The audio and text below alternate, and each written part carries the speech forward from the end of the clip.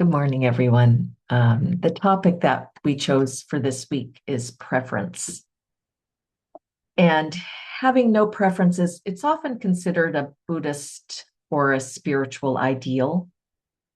But in reflective meditation, as we attune more closely to our experience, we often start seeing more preferences rather than none. So, yesterday we talked about preferences come with feeling tones. One thing, sometimes they're very simple, other times they have more of a story with them. Our preference can often slip into comparison with the conceit of better than or less than.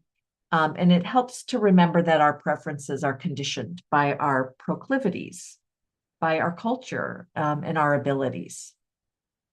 So at our session yesterday, I resonated with the sense of relief and unwinding that others described when we teach preferences this way. But in my own meditation yesterday, I went in a different direction. I went into fatigue, into resistance, disappointment, and even fear. And it made me wonder, could we teach the way we taught about preferences? Could we teach that way about aversion? Because that's how I kind of characterized my sitting yesterday. So in reflective meditation, I'm going to try it. Let's see.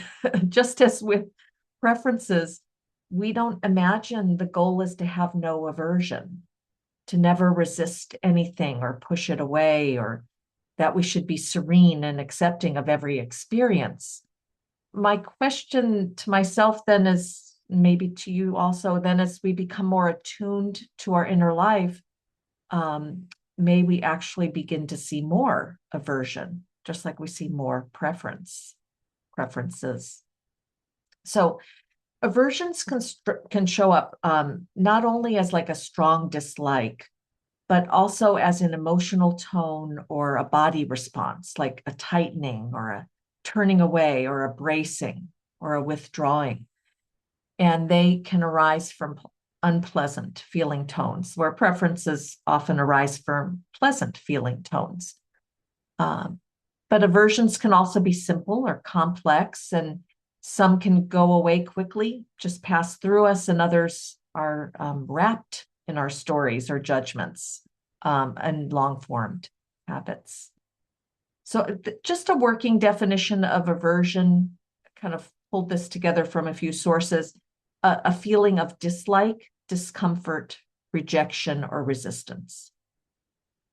But it's often characterized as having also ill will.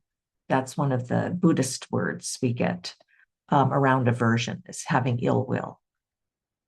So I have an aversion to drinking water with ice. Now, every time I go to a restaurant, I ask for water without ice. And then the server has to clarify with each person at the table who wants ice and who doesn't. And it becomes this big production. And for me, it seems that I just don't like the cold. It hurts my teeth to have really ice clinking against my teeth. But I also know that in Chinese medicine, I was taught that having ice actually freezes the digestion. It's better to have water without ice. But when I was dieting, I learned, oh, you should drink a glass of ice water before you eat, because then you won't be hungry. So there's all these other narratives that go with this aversion. And I thought, oh, it's just simple. I don't like the cold. But no, there's more to it than that. Um, and many of you know I came to reflective meditation from movement-based practices, Tai Chi and Qi Gong. And early on in the community I was in, sitting meditation was regarded as a higher and more liberating form of practice. And the energetic practices that I was doing were subtly devalued. And that influenced me. I didn't practice them for years. And because I did not feel particularly liberated from doing those practices, I could kind of get on board with that aversion. So I started to avoid them. And I became more critical of their role in my life. And for many years, I resisted doing them. Uh, but then I kind of went back and forth, again, considering, why am I really not doing these? Are they really of less value? Started looking more into my resistance and to the resistance I inherited. And now I've kind of reintegrated them, and they found their right size. And I combined them with reflective meditation in my in-person groups. So that was a kind of interesting way to look at the art of aversion to movement practice in my life.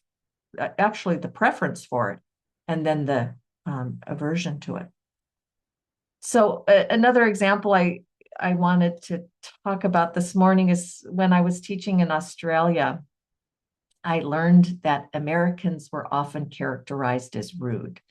Now, this is not new to foreign countries. Americans are often characterized as rude, but I was surprised to hear that in regards to our practice, even.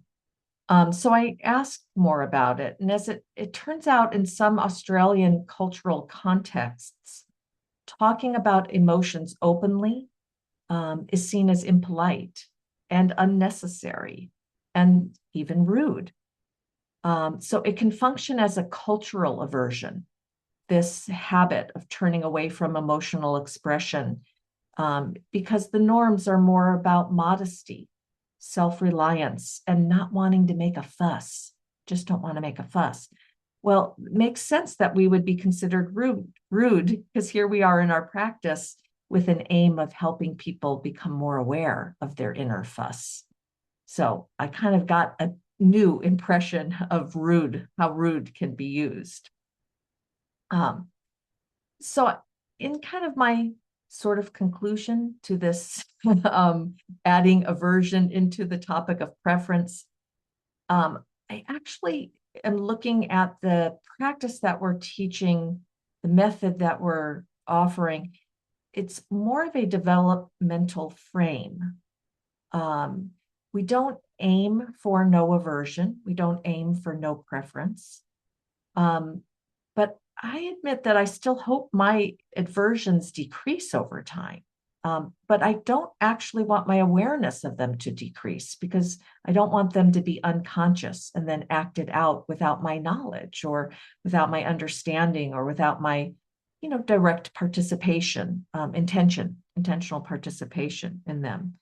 So by expanding the topic to from preference to aversion, adding in aversion, I'm curious, are they related for you? I mean, how do they kind of intertwine in your experience? How do you live with the impact of either of them in your life? Because I notice some preferences and some aversions are related. They seem to go together, but I don't think they're always opposites of the same coin. I think it's much more complex than that. So I'm going to end my topic here. My talk